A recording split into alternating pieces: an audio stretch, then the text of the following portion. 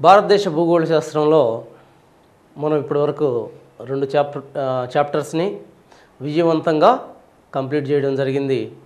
ఒకటి ఉనికి క్షేత్రీయ అమరిక, 2 నైసర్గిక స్వరూపాలు. ఈ 2 చాప్టర్స్ని మనం ఇక్కడ క్షుణ్ణంగా విశదీకరించాం. ఇప్పుడు వాటిని గురించి క్షుణ్ణంగా చర్చించడం జరిగింది. 3వ చాప్టర్గా మనం చూసినట్టయితే భారతదేశం నదీ వ్యవస్థ. భారతదేశంలో ఎన్ని నదులు ఉన్నాయి, మరి ఆ నదీ వ్యవస్థల వల్ల భారతదేశానికి వనగూడే పరిస్థితులేంటి, మరి ఈ నదీ వ్యవస్థలు భారతదేశంలో ఎక్కడి నుంచి ఎక్కడి వరకు ఉన్నాయి, ఎక్కడి నుంచి ఎక్కడి వరకు ప్రయాణిస్తున్నాయి, వీటి వల్ల భారతదేశంలో ఏ విధమైన పరిస్థితులు ఏర్పడుతున్నాయి, వీటి యొక్క వర్గీకరణ ఏ విధంగా ఉంది, ఈ విషయాలన్నీ కూడా మనం భారతదేశం నదీ వ్యవస్థలో క్షుణ్ణంగా అధ్యయనం చేయడం జరుగుతుంది. మరి భారతదేశం నదీ వ్యవస్థ, దీనిలో 2 విషయాలని క్షుణ్ణంగా మీరు గమనించాలి.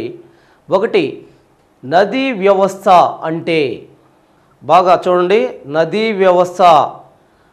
2, నదీ పరివాహక ప్రాంతం. ఒక నదిని మనం తీసుకున్నప్పుడు 2 విషయాలను ఖచ్చితంగా గమనించాలి. ఒకటి, అసలు నదీ వ్యవస్థ, నది అంటే ఏంటి. 2, నదీ పరివాహక ప్రాంతము. ఇక్కడ నదీ వ్యవస్థ లేదా నది అనేది తీసుకుంటే, నది అంటే ఫస్ట్ నది అంటే తీసుకుందాం డెఫినిషన్. ఒక పెద్ద మొత్తంలో ఒక ప్రాంతం నుంచి ఇంకొక ప్రాంతానికి ఒక పెద్ద పరిమాణంలో ప్రవహిస్తూ చివరికి సముద్రాన్ని కలిసే ప్రవాహాలనే నదులు అంటారు. నది అంటే ఏంటి, ఇంకొక రకంగా చెప్తాను చూడండి. అతి ఎక్కువ దూరం, ఇక్కడి నుంచి ఇక్కడికి అనుకోండి, దూరం ఎక్కువగా ఉండాలి. అతి ఎక్కువ దూరం, అతి పెద్ద మొత్తంలో ఒక ప్రాంతం నుంచి ఇంకొక ప్రాంతానికి ప్రవహించి లాస్ట్లో ఏమవ్వాలి, సముద్రములో కలిసే, కంపల్సరిగా సముద్రంలో కలవాలి, కలిసే నీటి ప్రవాహాలను నదులు అంటున్నాము. అర్థమైంది కదా, నదులు అంటున్నాము. రెండవది నదీ వ్యవస్థ. నదీ వ్యవస్థకి ఏమైనా తేడా ఉందా? ఉంది. నది, దాని యొక్క ఉపనదులు. ఇక్కడ చూడండి, ఇది గంగాకి ఎన్ని ఉపనదులు ఉన్నాయి? ఈ ఉపనదుల వ్యవస్థ మొత్తాన్ని కలిపి నదీ వ్యవస్థ అంటున్నాము. మరి మూడవదిగా నదీ పరివాహక ప్రాంతము. ఏంటి నదీ పరివాహక ప్రాంతం అంటే? నదులు వేటిలో ప్రవహిస్తాయి? నదీ లోయల్లో ప్రవహిస్తాయి. అవి తయారు చేసుకున్న లోయలు కావచ్చు, లేదా భౌగోళికపరమైన కారణాల వల్ల భూమి పగుళ్ళు ఏర్పడ్డప్పుడు ఏర్పడిన లోయలు కావచ్చు. ఏ లోయల్లో అయినా సరే నదులు దేంట్లో ప్రవహిస్తాయి? లోయల్లో ప్రవహిస్తాయి. మరి నదులు లోయల్లో ప్రవహించేటప్పుడు తను ప్రవహించే లోయకు పక్క భాగాల్లో కొన్ని వేల కిలోమీటర్ల ప్రాంతానికి సాగునీటిని కానీ తాగునీటిని కానీ అందిస్తుంది నది. ఎంత ప్రాంతానికైతే నది తన నీటిని అందించగలుగుతుందో ఆ ప్రాంతాన్ని మొత్తాన్ని ఆ నది యొక్క పరివాహక ప్రాంతం అంటున్నాము. జాగ్రత్తగా లిజనర్స్ గమనించాలి. 3 విషయాలు చెప్పాము నదిని గురించి. నది అంటే ఏంటి, నదీ వ్యవస్థ అంటే ఏంటి, నదీ పరివాహక ప్రాంతము అంటే ఏంటి, ఈ 3 కూడా నదిని గమనించినప్పుడు మీరు ఏదో చదువుకొని పోవటం కాదు, ఈ 3టిని క్షుణ్ణంగా పరిశీలించాలి మీరు. సరే, భారతదేశంలో నదీ వ్యవస్థల గురించి మనం చెప్పాం. అసలు నదులంటే ఏంది, నదీ వ్యవస్థ అంటే ఏందని. మరి భారతదేశంలో మనకి నదులుగా చూసినట్టయితే 2 సముద్రాల్లో కలవాలి, సముద్రంలో ఖచ్చితంగా కలిసేదే నది అంటున్నాం. మనకి భారతదేశంలో చుట్టూగా 2 సముద్రాలు ఉన్నాయి. ఈ 2 సముద్రాల్లోనే మన నదులు కలుస్తున్నాయి.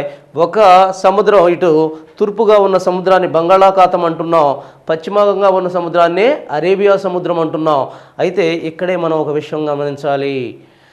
అరేబియా సముద్రంతో పోలిస్తే బే ఆఫ్ బెంగాల్ అంటే బంగాళాఖాతంలో భారతదేశంలోని అధిక నదులు కలుస్తున్నాయి. ఈ విషయాన్ని ఖచ్చితంగా గమనించాలి. ఇక్కడ మీరు గుర్తుపెట్టుకోవాల్సింది, ఇటు ఎన్ని నదులు కలుస్తున్నాయి, పశ్చిమంగా తూర్పుగా ఎన్ని నదులు కలుస్తున్నాయి. భారతదేశంలో నదుల మొత్తాన్ని 100% అని మనం అనుకుంటే 100% నదుల్లో 77% నదులు బంగాళాఖాతంలో కలుస్తుండగా కేవలం 23% నదులు ఇక్కడ అరేబియా సముద్రంలో కలుస్తున్నాయి.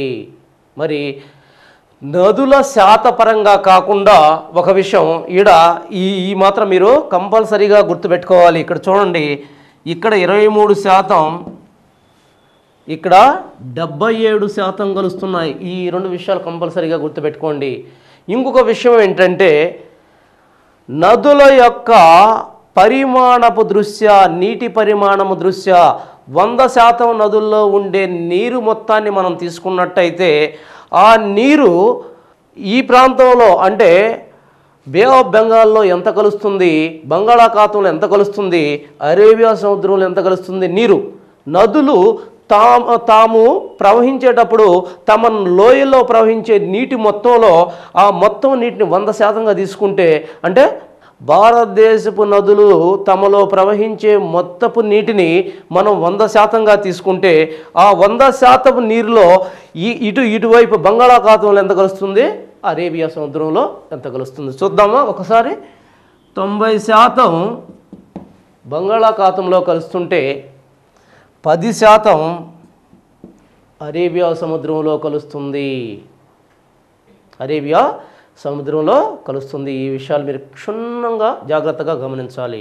ఇంకొక విషయం ఏంటంటే, ముఖ్యమైన విషయం, భారతదేశంలో ఉన్న మొత్తం నదులను తీసుకొని ఇప్పటికిప్పుడు ఒక చిన్న లెక్క కడితే ఎంత నీరు భారతదేశం యొక్క నదుల్లో ఉందని లెక్క కడితే ఉజ్జాయింపుగా లెక్కలేసినప్పుడు మొత్తంగా చూసినట్టయితే 18,58,100 మిలియన్ మీటర్ క్యూబ్, అంటే క్యూబిక్ మీటర్స్ని ఈ విధంగా రాయాలి. క్యూబిక్ మీటర్స్ అని వస్తూ ఉంటుంది మనకి. ఎలా రాయాలి? ఈ విధంగా రాయాలి. క్యూబిక్ మీటర్స్ నీరు భారతదేశంలో ఉన్న నదుల మొత్తంలో లెక్కించినప్పుడు ఇంత నీరుందని తేల్చడం జరిగింది. ఇది సివిల్ సర్వీసెస్లో దీన్ని అడిగారు. మీరు కూడా జాగ్రత్తగా గుర్తుంచుకోండి. ఆ తర్వాత మనం ఇందాకన్నాం, ఇంతవరకు భారతదేశం యొక్క నదుల గురించి విశ్లేషించాం. తర్వాత ఇందాక మనం చెప్పుకున్నాం భారతదేశం యొక్క నదుల యొక్క అసలు నది పరివాహక ప్రాంతం అన్నాం కదా. పరివాహక ప్రాంతం ఆధారంగా భారతదేశపు నదులను 3 రకాలుగా వర్గీకరించారు. భారతదేశపు నదుల్ని 3 రకాలుగా వర్గీకరించారు. ఏటి దృష్ట్యా? వాటి యొక్క పరివాహక ప్రాంతం, జాగ్రత్త గుర్తుపెట్టుకోవాలి. పరివాహక ప్రాంతం దృష్ట్యా 3 రకాలుగా వర్గీకరించారు. వాటిని 1 ప్రధాన నదులు, 2 మధ్యస్థ నదులు,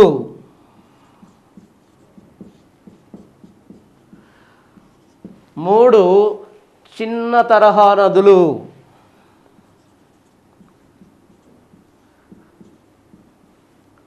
ఓకే, ప్రధాన నదులు, మధ్యస్థ నదులు, చిన్న తరహా నదులు.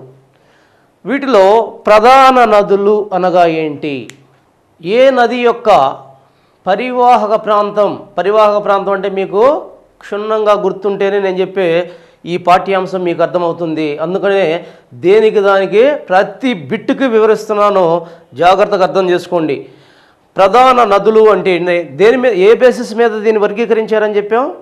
నదుల యొక్క పరివాహక ప్రాంతం ఆధారంగా అని చెప్పాం. ఇప్పుడు పరివాహక ప్రాంతాన్ని గురించే మాట్లాడుతున్నాం.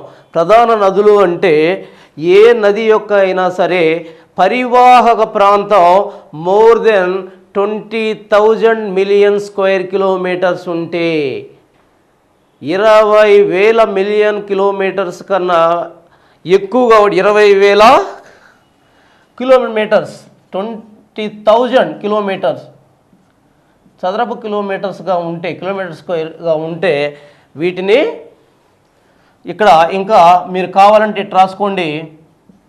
మోర్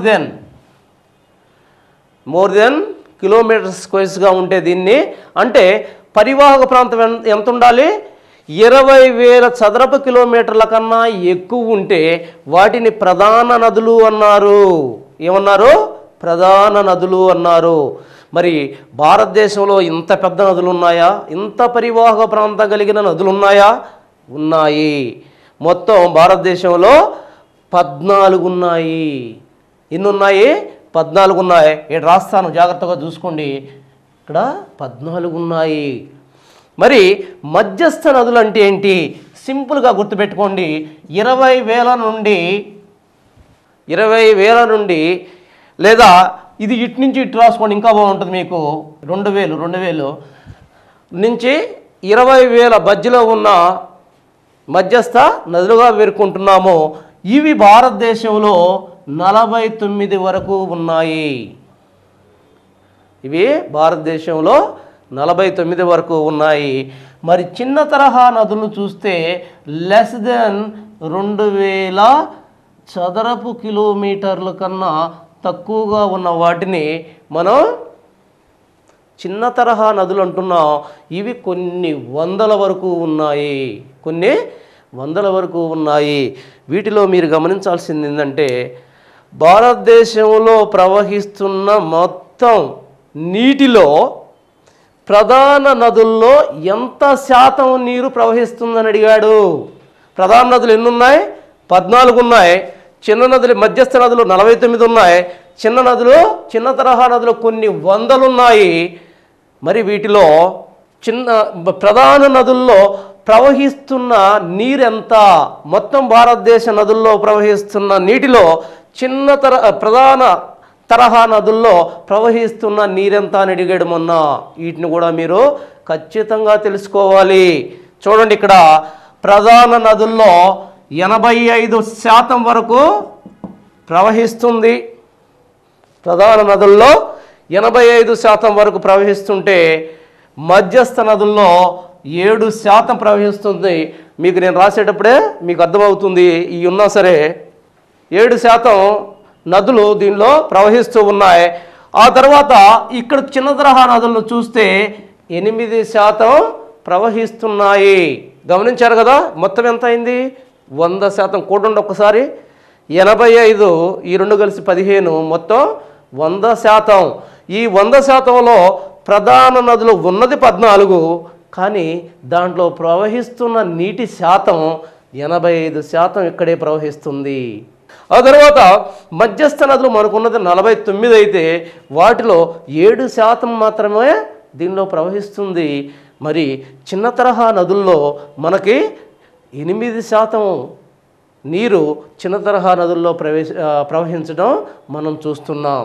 ఈ రకంగా భారతదేశ నదులను పరివాహక ప్రాంతం దృష్ట్యా the area of catchment area, ఇంగ్లీష్లో దీన్ని catchment area of the river which is having the catchment area is called the catchment area of reverse. So దీన్ని మనం చూసినట్టయితే క్యాచ్మెంట్ ఏరియా అనేది ఈ ప్రాంతంలో ప్రధాన నదుల్లో చాలా ఎక్కువగా ఉంది. సో ఈ రకంగా భారతదేశ నదుల్ని క్యాచ్మెంట్ ఏరియా అంటే పరివాహక ప్రాంత మూలంగా 3 రకాలుగా వర్గీకరించారు. ఆ తర్వాత ఇంకొక వర్గీకరణ, చాలా ఇంపార్టెంట్ అయిన వర్గీకరణ. ఈ వర్గీకరణ దేని మీద ఆధారపడి చేశారు అంటే వాటి యొక్క పుట్టుక ఆధారంగా,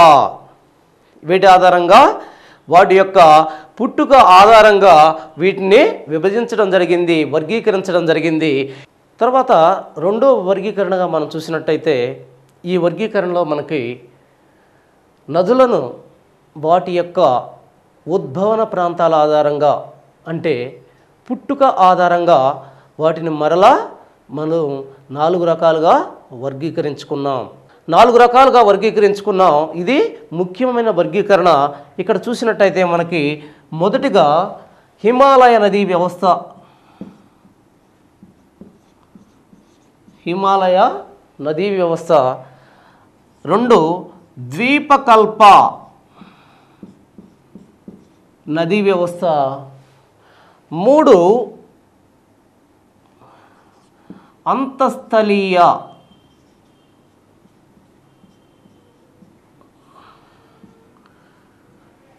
నాలుగు ఎగ్జోటిక్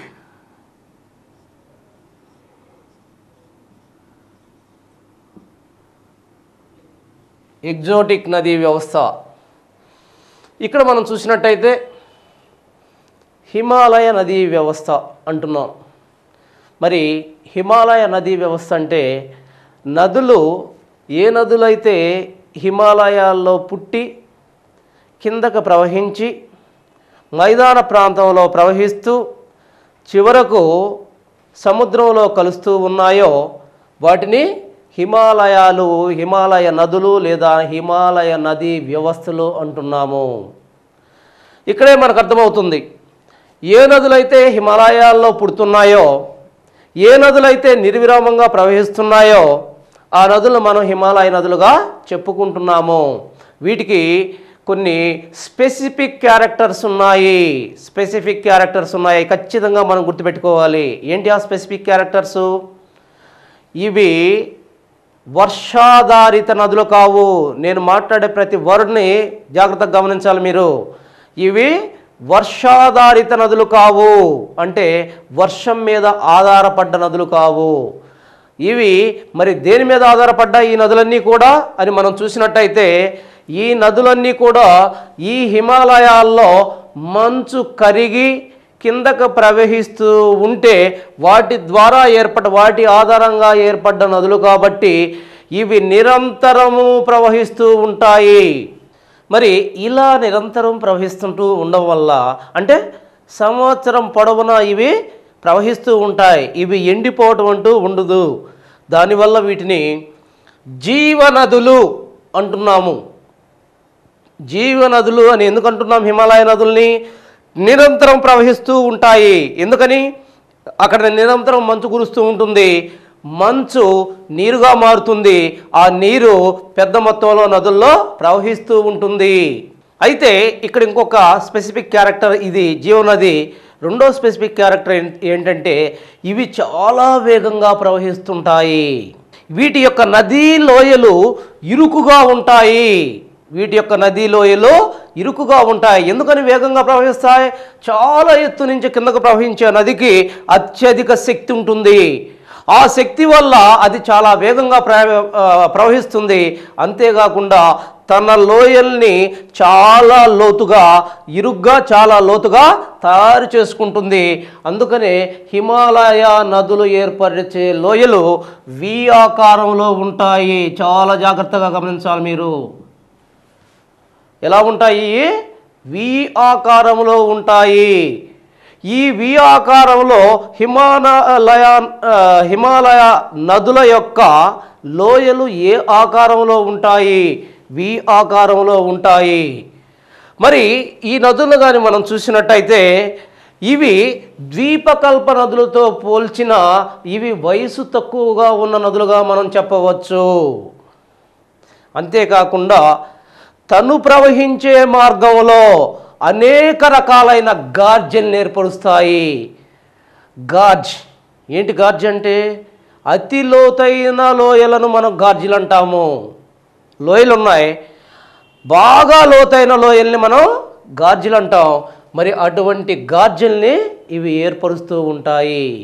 అంతేకాకుండా హిమాలయ నదుల్లో మనకు 2 రకాల నదులు కనిపిస్తాయి, 2 రకాల వ్యవస్థలు కనిపిస్తాయి.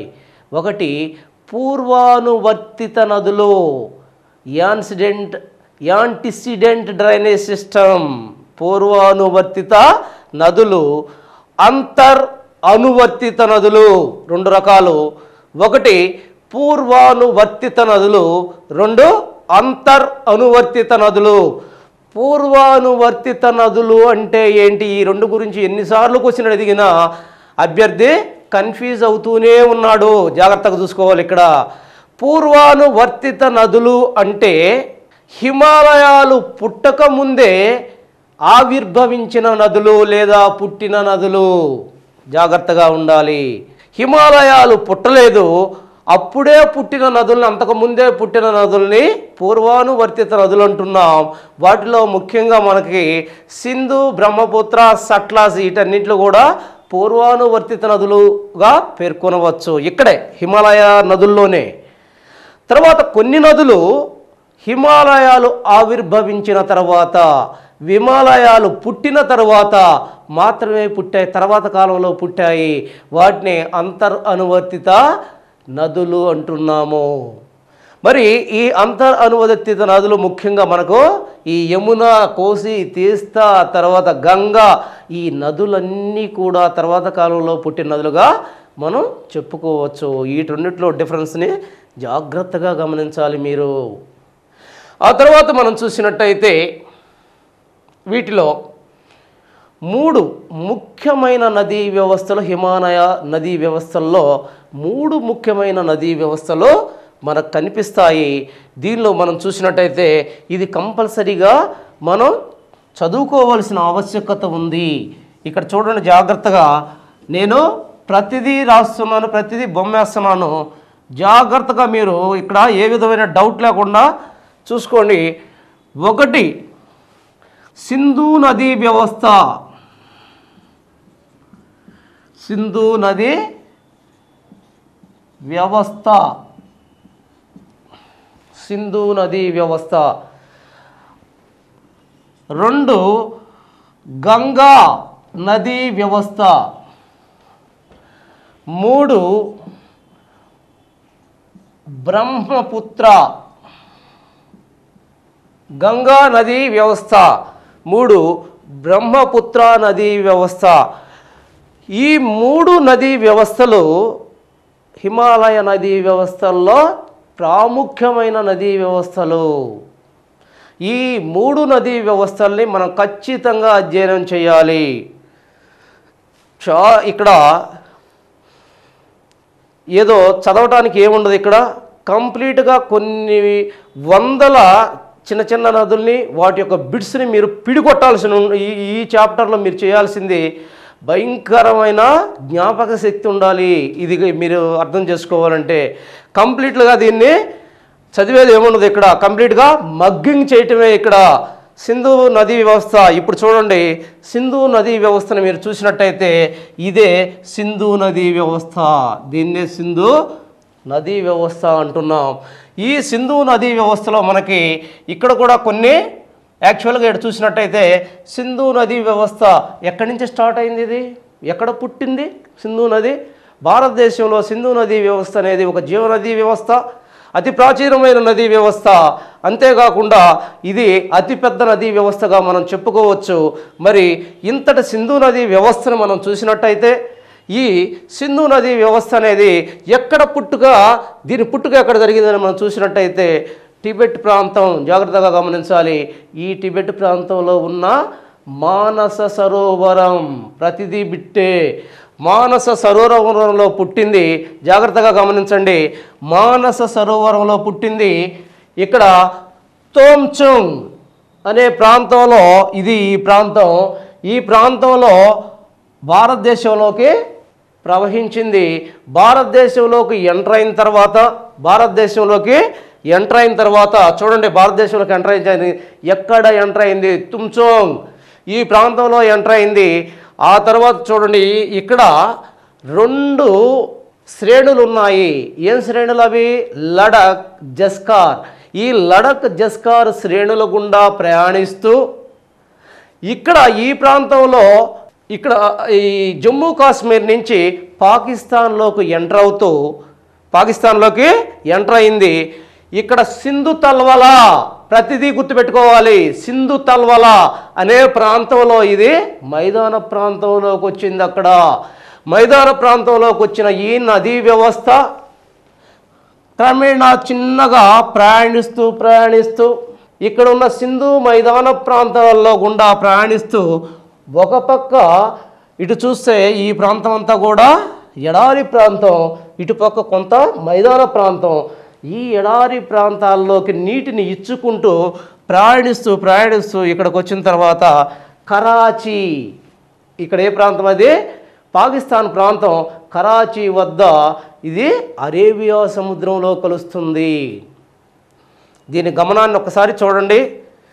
ఏడు నుంచి ఏ విధంగా అది మొదలయ్యింది, ఏ విధంగా అది సముద్రంలో కలిసింది, ఇవన్నీ కూడా మీరు గుర్తుపెట్టుకోవాలి. భారతదేశంలో వచ్చిన ప్రాంతం ఏది, ఇక్కడ పాకిస్తాన్లోకి ఎంటర్ అయినప్పుడు ఏ ప్రాంతంలో ఎంటర్ అయింది, ఇవన్నీ కూడా మీరు గమనించాలి. దీనిలో మనం చూసినట్టయితే దీని యొక్క మొత్తం పొడవు, మొత్తం ఏడే చూసుకుందాం. దీని యొక్క మొత్తం పొడవు 2880 కిలోమీటర్లుగా చెప్తున్నారు. మరి భారతదేశంలో ఇది కేవలం 709 కిలోమీటర్లు మాత్రమే ప్రయాణిస్తుంది. మరి ఇక్కడ ఒక్క జమ్మూ కాశ్మీర్లోనే ఇది ప్రయాణించడం జరుగుతుంది. ఈ విషయాలు మీరు ఖచ్చితంగా గమనించాలి. అంతేకాకుండా ఈ నది, సింధు నదిని కానీ మనం చూసినట్టయితే పశ్చిమంగా ప్రవహించి, భారతదేశంలో ఉన్న పెద్ద నదులన్నీ కూడా తూర్పుగా ప్రవహిస్తే ఇది ఒక్కటే పశ్చిమంగా ప్రవహించి అరేబియా సముద్రంలో కలుస్తుంది. ఆ విషయాన్ని ఖచ్చితంగా మీరు గమనించాలి. ఇది మొత్తం కానీ మనం చూసినట్టయితే ఈ నదీ వ్యవస్థలో మనకి అనేక ఉపనదులు కనిపిస్తాయి. చాలా ఇంపార్టెంట్ ఇది. దీనిలో 2 రకాల ఉపనదులు మనకు కనిపిస్తాయి. ఒకటి కుడివైపు ఉపనదులు. ప్రతిదీ అభ్యర్థికి ఈ విషయం కాడకు వచ్చేలాకి ప్రతిసారి కన్ఫ్యూజ్ అవుతూనే ఉంటాడు. కుడివైపు అనేది ఎలా తీసుకోవాలి, ఎడమ వైపు అనేది ఎలా తీసుకోవాలి, ఒక్కొక్క టెస్ట్లో ఒక్కొక్క రకంగా చెప్తున్నారు. కుడివైపు నదిలేయి, ఎడమవైపు నదిలేయి అనే దానికి సింపుల్గా చూడండి. ఇంగ్లీష్ బుక్లో ఈ విధంగా ఇచ్చాడు, స్టాండర్డ్ బుక్స్లో. ఏదైతే నది ఈ ప్రాంతం నుంచి మూవ్ అవుతుంది కదా, నువ్వు ఈ ప్రాంతం నుంచి మూవ్ అయినట్టు ఊహించుకుంటే ఈ రకంగా నువ్వు తిరిగి నడిచేటప్పుడు ఇక్కడి నుంచి ఏదైతే కుడివైపు వస్తుందో, కుడివైపుగా మన చెయ్యి కుడివైపు ఉందో వాటిని కుడివైపు నదులు అనుకో, ఎడమవైపుగా ఉన్న వాటిని ఎడమవైపు నదులు అనుకోవాలి. ఇక్కడ చూసినట్టయితే కుడివైపు నదులే అంటే ఇక్కడ ఇది కాబూల్, కుడివైపు నది. ఇది ఎక్కడి నుంచి వస్తుంది? కాబూల్ ఆఫ్ఘనిస్తాన్ నుంచి వస్తుంది. షోక్, షిగార్, గిల్గిత్, ఈ నదులన్నీ కూడా చిన్న చిన్న నదులు. ఇవన్నీ కూడా పర్వత ప్రాంతాల నుంచి వచ్చి దీన్ని కలిసి అతి చిన్న నదులు. వీటిని గురించి పెద్ద ఇంపార్టెంట్ ఏం లేదు. ఒక్క కాబూల్ను గుర్తుపెట్టుకోండి ఇంపార్టెంట్గా. ఎక్కడి నుంచి ఏ దేశాన్ని నుంచి వచ్చి కలుస్తుంది అనేది ఇంపార్టెంట్. ఈ కాబూల్ను తక్కిన వాటి నుండి పెద్ద గుర్తుపెట్టుకోవాల్సిన అవసరం లేదు. మరి వీటిల్లో యాక్చువల్గా మనం చూసినట్టయితే ఈ షిగారు, గిల్గిత్తు, తర్వాత షోకు, ఈ నదులన్నీ కూడా భారతదేశానికి యాక్చువల్గా ఈ సింధు నదికి పర్వత ప్రాంతాలలో సింధు నదిని కలుస్తాయి. ఈ ఒక్క విషయం జాగ్రత్తగా గుర్తుపెట్టుకోండి. ఎక్కడ కలుస్తాయి ఇవి? పర్వత ప్రాంతాలలో సింధు నది కలుస్తాయి. అందుకనే వీటిని ఏమంటున్నారు? కుడివైపు నదులు అంటున్నారు, పర్వతీయ నదులు అంటున్నారు. జాగ్రత్తగా గమనించాలి. కుడివైపు నదులు అది అందరూ చెప్పేదే. ఇక్కడ గుర్తుపెట్టుకోవాల్సింది పర్వతీయ నదులు అంటారు. ఎందుకు అంటారు వీటిని పర్వతీయ నదులు? పర్వతాలలో ఈ కలుస్తున్నాయి సింధు నదిని. తర్వాత ఇక్కడ మనకి చాలా ఇంపార్టెంట్ ఏంటంటే ఎడమవైపు నదులు. ఏంటి ఎడమవైపు నదులు? ఏ నదులైతే సింధు నదిని ఎడమవైపుగా కలుస్తున్నాయో వాటిని ఎడమవైపు నదులు అంటున్నాం. విచిత్రం ఏంటంటే ఈ ఎడమవైపు నదులన్నీ కూడా యాక్చువల్గా ఎక్కడి నుంచి ఏ ప్రాంతంలో కలుస్తాయి? సింధు నదిని మైదాన ప్రాంతాల్లో కలుస్తాయి. కనుక ఎడమవైపు నదుల్ని మైదాన నదులు అని మనం పేర్కొంటాం. జాగ్రత్తగా ఉండాలి అభ్యర్థి ఈ విషయంలో. వీటిని చూడండి, సింపుల్గా చెప్తున్నాను. ఈ పైనుంచి వచ్చి కలిసే వాటిని మనం పర్వతీయ నదులు అంటున్నాం. ఈ కింద మైదానాల్లో కలిసే వాటిని మైదాన నదులు అంటున్నాం. మైదాన నదుల్ని ఎడమ నదులు అంటున్నాం. పర్వతీయ నదుల్ని కుడివైపు నదులు అంటున్నాం. జాగ్రత్తగా ఇన్నిసార్లు చెప్పాను, అర్థం చేసుకోవాలి. ఆ తర్వాత ఈ చాలా ఇంపార్టెంట్ మనకి చాలా చాలా అంటే చాలా చాలా ఇంపార్టెంట్. ఎందుకని? భారతదేశానికి యాక్చువల్గా సప్త సింధు ప్రాంతంగా ఒక అన్నపూర్ణగా పేర్కొంటున్నట్టు ఈ ప్రాంతంలో పంజాబ్ హర్యానా ప్రాంతంలో ప్రవహించే నదీ వ్యవస్థలు కాబట్టి కొంచెం ఇంపార్టెంట్ ఇవి. వీటిలో చూస్తున్నట్టయితే ఇక్కడ చూడండి, వీటికి నెంబరింగ్ ఇస్తున్నాను, జాగ్రత్తగా చూసుకోండి. ఇక్కడ ఏబి అని ఇస్తున్నాను, ఏ బి సి డి, ఇది ఈ, ఇవన్నీ కూడా మనకి అంటే ఎడమ వైపున ప్రవహించే నదీ వ్యవస్థలో ఏబిసిడిఈ కరెక్ట్ ఆర్డర్ అదే, కరెక్ట్ ఆర్డర్ అదే. ఆర్డర్ మీకు తప్పిందంటే ఈ ఒకదానికి ఒకటి కన్ఫ్యూజ్ అవుతాయి, జాగ్రత్తగా చూసుకోండి. ఇది ఏ, చూడండి ఒక్కసారి, జీలం, చినాబ్, రావి, బియాస్, సట్లస్. ఏంటి ఇవి 5? ఇంకొకసారి చెప్తాను. జీలం, చినాబ్, రావి, బియాస్, సట్లస్. ఈ 5 కూడా వీటిని పంచనదులు అంటారు. మరి ఈ నదులు సింధు నదిని ఎక్కడ కలుస్తున్నాయి? మైదాన ప్రాంతంలో కలుస్తున్నందువల్ల వీటిని మైదాన ప్రాంత నదులు అని కూడా పిలుస్తారు. వీటిలో జీలం, ఒక్కొక్క దాన్ని జాగ్రత్తగా చదువుకోండి. ఇక్కడ రాస్తున్నాను పేర్లు మీకు. 1 జీలం, 2 చీనాబ్, 3 రావి, 4 బియాస్, 5 సట్లస్. వీటిలో జీలం అనేది పైనుంది. యాక్చువల్గా జమ్మూ కాశ్మీర్లో పుట్టి సింధు నదిని కలిసే ఒకే ఒక ఉపనది ఏది అంటే జీలమే. ఇదొక్కటే జమ్మూ కాశ్మీర్లో పుడుతుంది. తక్కినవన్నీ కూడా హిమాచల్ ప్రదేశ్లోనూ, ఇదేమో రాకాస్ లేక్లోనూ పుడుతుంది సట్లస్. ఒక్క జమ్మూ కాశ్మీర్లో పుట్టేది జీలం. మరి జీలం గురించి మనం చదువుకోవాలి. ఒక్కొక్క రివర్ గురించి మనం కంప్లీట్గా చదవాల్సిన ఆవశ్యకత ఉంది. జీలం తీసుకుందాం ఫస్ట్. ఏంటి అసలు జీలం అంటే? ఈ జీలం నది ఎక్కడ పుడుతుంది? జమ్మూ కాశ్మీర్లో పుడుతుంది. మరి జమ్మూ కాశ్మీర్లో పుట్టి ఉత్తరంగా ప్రయాణించే నది కూడా ఇదే. అడుగుతాడు ఇదే బిట్టు, మొన్న అడిగాడు ఇదే బిట్టు. జమ్మూ కాశ్మీర్లో ప్రయాణించి కిందకు ప్రవహించాల్సింది ఉత్తరంగా వెళ్ళింది. ఉత్తరంగా వెళ్ళి మరి ఉత్తరంగా ప్రయాణించి ఎక్కడ కలిసింది ఇది? అక్కడ ఊలార్ లేక్, ఊలార్ సరస్సు. చూడండి ఇక్కడ ఒక్కసారి చూడండి, ఇది ఇట్ట పైకి పోయి జస్ట్ దీన్ని ఇంకా మనం కొంచెం మాడిఫైడ్ చేసుకోవాలి. ఈ మాడిఫైడ్ చేద్దాం కొద్దిగా. ఈ మాడిఫైడ్ అంటే కొంచెం మారుద్దాం. జస్ట్ ఇది కరెక్ట్ దాని యొక్క రూపురేఖ ఈ విధంగా ఉంటుంది. జమ్మూ కాశ్మీర్లో పుట్టింది, ఉత్తరంగా ప్రయాణించింది. ఈ ప్రాంతంలో ఊలార్ అనే లేక్ని ఇది ఏర్పాటు చేసింది. ఆ లేక్లోనే ఇది ప్రయాణిస్తూ ఉంది. లేక్ అంటే సరస్సు. ఊలార్ లేక్ మీకు తెలిసే ఉంటుంది. ఊలార్ సరస్సు అనేది జమ్మూ కాశ్మీర్లో ఒక ఫేమస్ సరస్సుగా మనం చెప్పచ్చు. ఈ ఊలార్ లేక్లోకి వెళ్ళిన తర్వాత ఆ ఊలార్ లేక్లో నుంచి ప్రయాణిస్తూ ఇక్కడ ప్రయాణిస్తూ యాక్చువల్గా ఇది అసలు ఎక్కడ జమ్మూ కాశ్మీర్లో ఎక్కడ పుట్టింది? ఇది వెరీనాగ్. పుట్టుక అనేది చాలా ఇంపార్టెంట్, గుర్తుపెట్టుకోవాలి. ఎక్కడ పుట్టింది ఇది? వెర్రీనాగ్. ఎక్కడ? జమ్మూ కాశ్మీర్లోని వెర్రీనాగ్ అనే ప్రాంతంలో పుట్టింది. ఇది ప్రయాణిస్తూ పాకిస్తాన్లో అఖ్నూర్, ఎక్కడ? అఖ్నూర్ అనే ప్రాంతంలో ఇది దేంతో కలిసింది? చీనాబ్తో కలిసింది. ప్రతి ఒక్కరు ఏమనుకుంటారంటే చదివేటప్పుడు ఇది యాక్చువల్గా ఉపనది కాబట్టి సింధులో డైరెక్ట్ కలిసింది అనుకుంటాడు. అక్కడ పప్పులోగా వేస్తారు మీరు. వాడు క్వశ్చన్ చాలాసార్లు ట్విస్ట్గా అడిగాడు, చాలాసార్లు ఫెయిల్ అయ్యాం మనం. ఎక్కడ ఫెయిల్ అవుతున్నాం? ఎక్కడికి వచ్చింది ఇది? యాక్చువల్గా వెరీనాగ్ దగ్గర పుట్టింది. అఖ్నూర్ వద్ద దేన్ని కలిసింది? ఈ 2 చదువుతాం బాగానే. ఏ 2 చదువుతాం? పుట్టింది ఎక్కడ, కలిసింది ఎక్కడ చదువుతాం. దేంతో కలిసింది అనేది మాత్రం సింపుల్గా తీసేస్తాం. ఎందుకంటే సింధు నది ఉపనది కదా, సింధులో కలిసి ఉండొచ్చు అనుకుంటాం.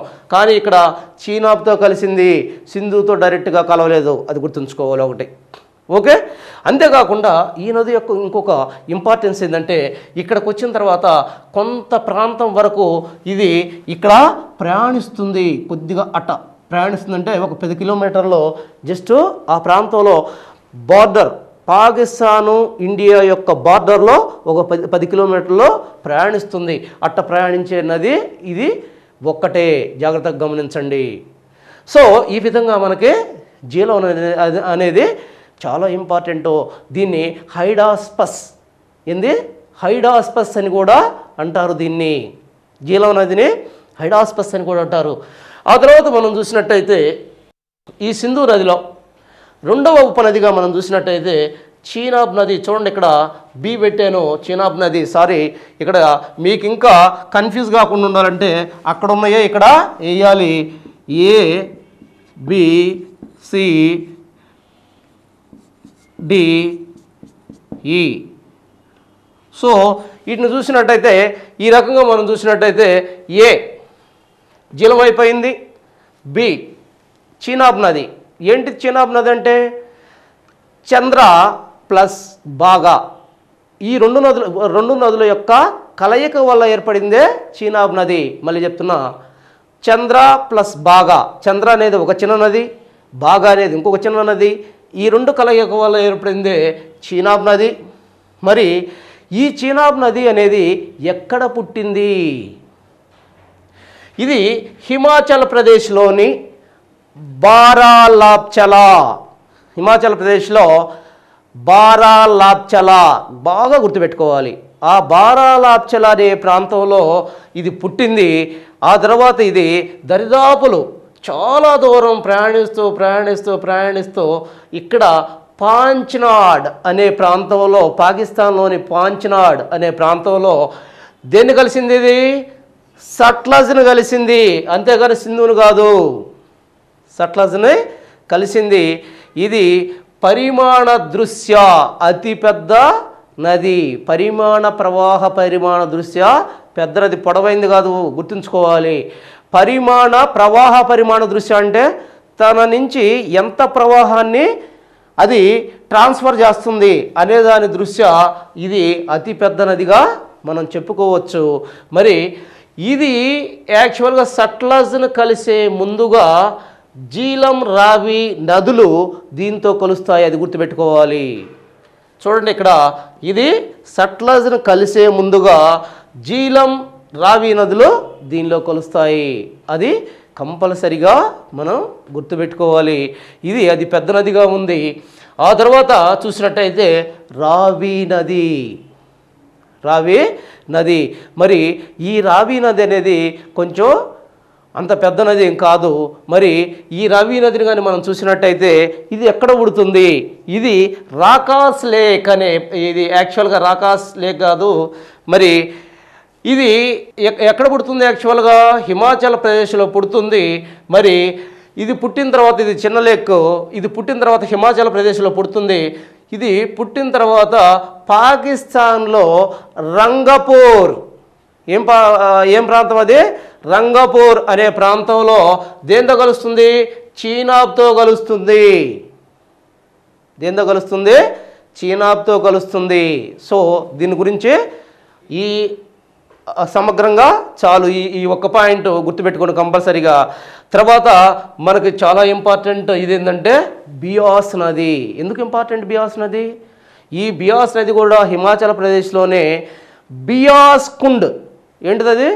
బియాస్ కుండ్ అనే ప్రాంతంలో పుడుతుంది. అది ప్రయాణించి కొంత దూరం దక్షిణంగా ప్రయాణించి, అంటే దక్షిణంగా కన్నా కూడా నైరుతిగా ప్రయాణించి అది సట్లజ్లో కలుస్తుంది. అయితే ఇక్కడ బియాస్కున్న ఇంపార్టెంట్ పాయింట్స్ ఏంటంటే సింధు నది ఉపనదులలో, అంటే ఎడమవైపు ఉపనదుల్లో, ఈ 5 ఉపనదుల్లో అతి చిన్న ఉపనది. చాలాసార్లు అడిగాడు, ఇది అతి చిన్న ఉపనది. రెండోది ఏంటంటే ఈ ఉపనది చూడండి, ఇక్కడ క్లియర్గా చూడండి, ఇది ఒక్కటే, బాగా నీట్గా వస్తున్నా, ఇది యాక్చువల్గా ఇది ఒక్కటే భారతదేశంలో కలుస్తుంది. చూసారా ఇక్కడ? తక్కినవన్నీ కూడా బయటకు పోయేసి సింధువును కలుస్తున్నాయి. తక్కినవన్నీ కూడా బయటకు పోయి సింధువును కలుస్తున్నాయి. సింధు నదిని ఎక్కడ కలుస్తున్నాయి? తక్కిన 4 పాకిస్తాన్లో కలుస్తున్నాయి, తక్కిన 4. కానీ ఒక్క బియాస్ మాత్రమే భారతదేశం. చూడండి ఇక్కడ సట్లజ్ని ఎక్కడ కలిసింది? ఇది భారతదేశంలోనే కలిసింది. సట్లజ్ని భారతదేశంలో కలిసిందంటే అర్థం ఏంటి? సింధును భారతదేశంలో కలిసినట్టే, అంతే కదా. దాని ట్రైబ్యూటరీ ఇదే కాబట్టి, దాని ఉపనది ఇది కాబట్టి ఎక్కడ కలిసింది? ఇది బయటికి పోయి ఏం కలవలేదు, దేన్ని కూడా బయటికి పోయి కలవలేదు. ఏదైనా సరే భారతదేశంలోనే కలిసింది. క్వశ్చన్ అట్టు అడుగుతాడు, ఈ 5 ఉపనదుల్లో ఏ ఉపనది సింధు నదిని భారతదేశంలోనే కలిసింది అని అడిగితే ఏం పెడతారు? బియాస్ నది. చాలా ఇంపార్టెంట్. అంతేకాకుండా ఇది చాలా చిన్న నది. మరి ఎక్కడ పుట్టింది ఇది? యాక్చువల్గా హిమాచల్ ప్రదేశ్లోని బియాస్ కుండ్ అనే ప్రాంతంలో పుట్టి ఇది నైరుతిగా ప్రయాణిస్తూ పంజాబ్ దగ్గర హరికే అనే ప్రాంతంలో సట్లజ్ నదిని కలిసింది. ఏ ప్రాంతం అది? హరికే అనే ప్రాంతంలో సట్లజ్ నదిని కలిసింది. సో దీంతో మనకి బియాస్ అయిపోయింది. ఆ తర్వాత సట్లజ్. ఏంది సట్లజ్? యాక్చువల్గా ఈ 5 నదుల్లో పొడవైన ఉపనదిగా దీన్ని పేర్కొంటారు. ఈ సట్లజ్ నది అనేది చూడండి, ఒక్కసారి చూడండి. ఇది ఇక్కడున్న రాకాస్ లేక్. ఎక్కడ ఉంది? టిబెట్లో ఉన్న రాకాస్ లేక్. జాగ్రత్త గుర్తుపెట్టుకోవాలి. టిబెట్లో ఉన్న రాకాస్ లేక్ అనే ప్రాంతంలో పుట్టి ఆ తర్వాత భారతదేశం గుండా ప్రయాణిస్తూ పాకిస్తాన్లో ఎంటరై అంటే ప్రవేశించి పాకిస్తాన్లో మిదాన్ కోట్. ఏందా ప్రాంతం? మిదాన్ కోట్. ఈ మిదాన్ కోట్ దగ్గర చూడండి, ఇక్కడ సింధు నదిని కలిసింది. ఏ ప్రాంతంలో కలిసింది? మిదాన్ కోట్ అనే ప్రాంతంలో సింధు నదిని కలవడం జరిగింది. సో దీని మొత్తం పొడవు 1450 కిలోమీటర్లు. దీని మొత్తం పొడవు 1450 కిలోమీటర్లు. కేవలం 1050 కిలోమీటర్ల మాత్రమే భారతదేశంలో ప్రయాణిస్తుంది. కేవలం 1150 కిలోమీటర్లు మాత్రమే భారతదేశంలో ప్రయాణిస్తుంది. సో ఇది ఉన్న ట్రైబ్యూటరీస్ అంటే ఉపనదులన్నిటిలో కల్లా పొడవైన నదిగా మనం ఈ సట్లజ్ నదిని మనం చెప్పుకుంటున్నాం. మరి దీనిలో చూసినట్టయితే మనకి ఈ సట్లజ్ నది అనేది 3 దేశాల గుండా ప్రయాణిస్తుంది. ఏ ఉపనది 3 దేశాల గుండా ప్రయాణిస్తుంది అని అడుగుతాడు. ఈ ఉపనది చూడండి ఇక్కడ ఇది చైనా. అంటే టిబెట్ అంటే చైనా, ఎందుకంటే టిబెట్లో అనేది చైనాలో అంతర్భాగం కాబట్టి టిబెట్ అంటే చైనా కాబట్టి, లేదా టిబెటే అనుకోండి. టిబెట్ ఇటు ఇండియా, ఇది పాకిస్తాన్. 3 దేశాల గుండా ప్రయాణిస్తుంది. ఏదైతే మనం ఇందాక చెప్పుకున్నాం యాక్చువల్గా సింధు నది కూడా అంతే. ఎక్కడ ప్రయాణిస్తుంది? టిబెట్, భారత్, పాకిస్తాన్ 3 దేశాల గుండా ప్రయాణిస్తుంది. అదేవిధంగా సట్లజ్ కూడా 3 దేశాల గుండా ప్రయాణిస్తుంది. ఈ రకంగా సింధు దాని ఉపనదుల గురించి మనం క్షుణ్ణంగా తెలుసుకున్నాం. అయితే సింధు నది యొక్క ఇంపార్టెన్స్ ఏంటి? దీని యొక్క ఇంపార్టెన్స్ ప్రాముఖ్యత ఏంటి? గుర్తుపెట్టుకోండి. పశ్చిమంగా ప్రయాణిస్తూ అరేబియా సముద్రంలో కలిసే అతిపెద్ద నది ఇదే. ఒక పాయింట్. రెండో పాయింట్,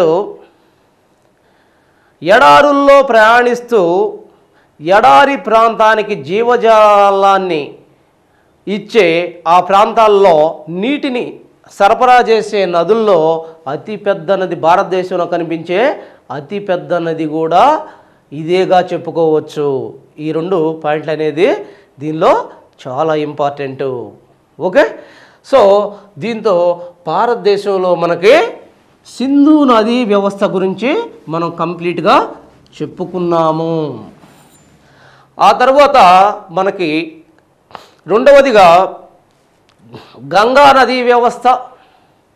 ఈ గంగా నదీ వ్యవస్థను కానీ మనం చూసినట్టయితే గంగా నదీ వ్యవస్థ అనేది భారతదేశంలో అతి ఎక్కువ దూరం ప్రయాణించే నదీ వ్యవస్థగా మనం చెప్పుకుంటాము. భారతదేశంలో అతి ఎక్కువ దూరం ప్రయాణించే నది వ్యవస్థగా అంటే ఒక నది భారతదేశంలో ఎంత దూరం ప్రయాణించిందనేది చాలా ఇంపార్టెంట్. ఇక్కడ చూడండి, ఇది చాలా పొడవైన నది సింధు నది. కానీ భారతదేశంలో ఎంత దూరం ప్రయాణించింది? భారతదేశంలో ఒక్క జమ్మూ కాశ్మీర్లో ప్రయాణించింది కేవలం 709 కిలోమీటర్లు మాత్రమే ప్రయాణించింది ఈ నది. కానీ గంగా దాని పొడవే 2525 కిలోమీటర్లు. జాగ్రత్తగా చూడండి, 2525 కిలోమీటర్లు అయితే దాని పొడవు. దానిలో 2510 కిలోమీటర్లు మొత్తం భారతదేశంలోనే ప్రయాణిస్తుంది. అర్థమైందా దీనికి డిఫరెన్స్? క్వశ్చన్స్ దీంట్లో వస్తే తలకాయ నొప్పి క్వశ్చన్స్ వస్తాయి మీకు.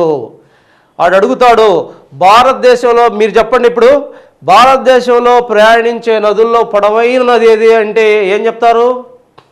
ఖచ్చితంగా బ్రహ్మపుత్ర చెప్పాలి. ఎందుకంటే భారతదేశంలో ప్రయాణిస్తుంది కాబట్టి. ఎందుకంటే అది 2900 కిలోమీటర్ల పొడవున ఉంది, భారతదేశంలో ప్రయాణిస్తుంది. కానీ ప్రయాణించే దూరం కేవలం ఎంత దూరం ప్రయాణిస్తుంది? 880 కిలోమీటర్లే ప్రయాణిస్తుంది. కానీ ఇక్కడ గంగా నది భారతదేశంలో ఎంత ప్రయాణిస్తుంది? 2510 కిలోమీటర్లు. చూడండి, ఇక్కడ 510 కిలోమీటర్లు ఇది ప్రయాణిస్తే, ఇక్కడ బ్రహ్మపుత్ర 880 కిలోమీటర్లు భారతదేశంలో ప్రయాణిస్తుంది. ఇక్కడ ఇది 709 కిలోమీటర్లు ప్రయాణిస్తుంది. దీని ప్రకారం దేన్ని చెప్పాలి? వాస్తవంగా అభ్యర్థి ఖచ్చితంగా దీన్ని ఎన్నుకుంటాడు. గంగా నది భారతదేశంలో ప్రయాణించే నదుల్లో పొడవైన నది గంగా నది అని అభ్యర్థి తప్పుగా ఆలోచిస్తాడు. ఇవి ప్రయాణించట్లేదా? భారతదేశంలో ఈ నదులు ప్రయాణించట్లేదా? ప్రయాణిస్తున్నాయి. అందుకనే భారతదేశంలో ప్రయాణించే నదుల్లో పొడవైందంటే ఖచ్చితంగా బ్రహ్మపుత్ర చెప్పాలి. భారతదేశంలో అధిక దూరం ప్రయాణించే నది ఏది అంటే గంగా నదిని చెప్పాలి. ఈ ట్విస్టులు ఉంటాయి మీకు. ఖచ్చితంగా వీటిని ఆమూలు అగ్రం చదవాలి. సో ఇక్కడ మనం చూసినట్టయితే 2510 కిలోమీటర్లు ఇది భారతదేశంలో ప్రయాణిస్తుంది. ఇంత గొప్ప నదిగా దీనికి చెప్పుకోవచ్చు.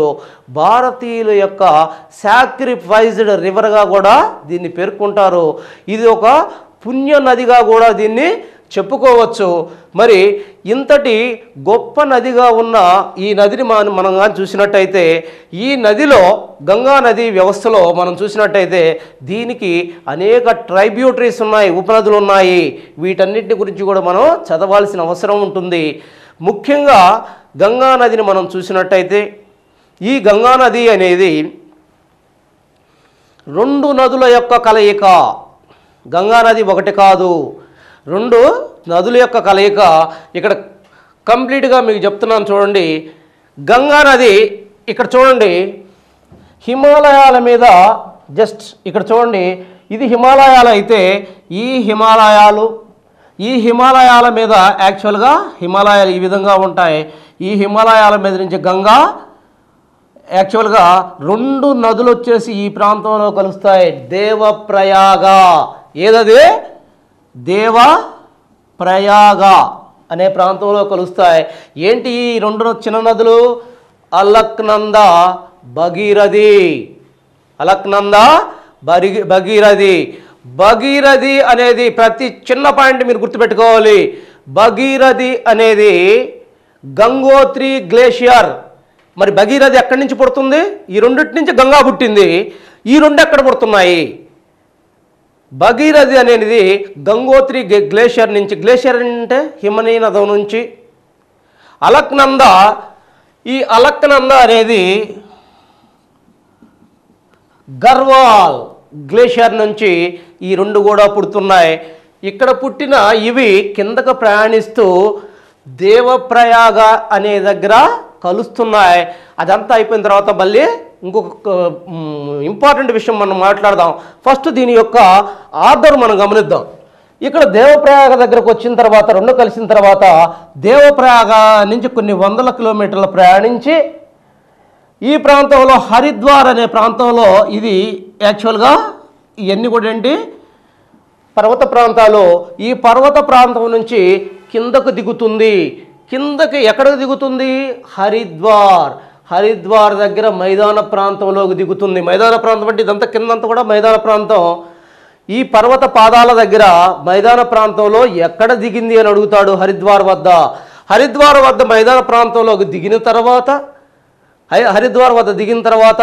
హరిద్వార్ నుండి యాక్చువల్గా ఇది ఇక్కడ ఉత్తరాఖండ్, ఆ తర్వాత ఉత్తరప్రదేశ్, ఆ తర్వాత బీహార్, ఆ తర్వాత వెస్ట్ బెంగాల్ ద్వారా ప్రయాణిస్తూ ఉంది.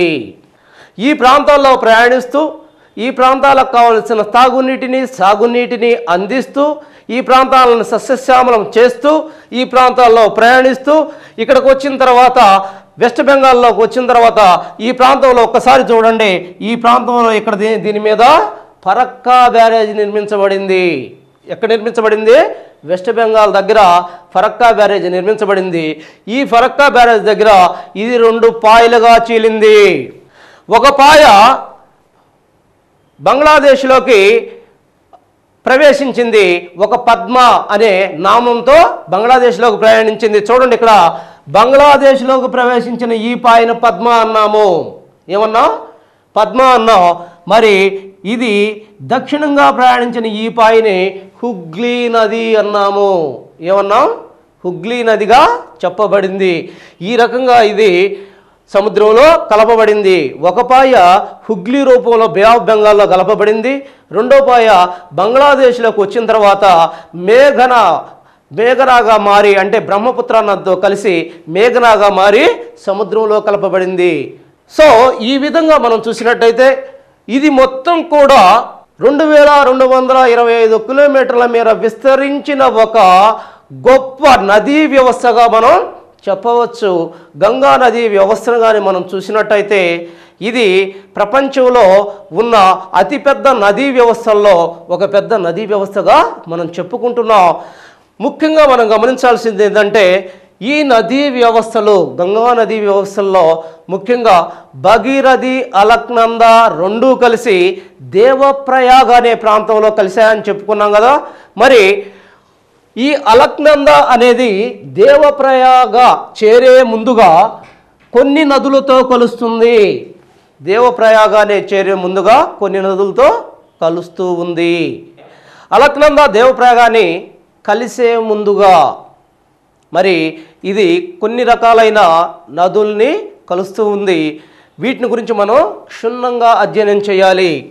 ఎందుకంటే ఒక్కసారి చూడండి, ఇటు అలక్నంద అనేది యాక్చువల్గా ఇదొక చిన్న నది.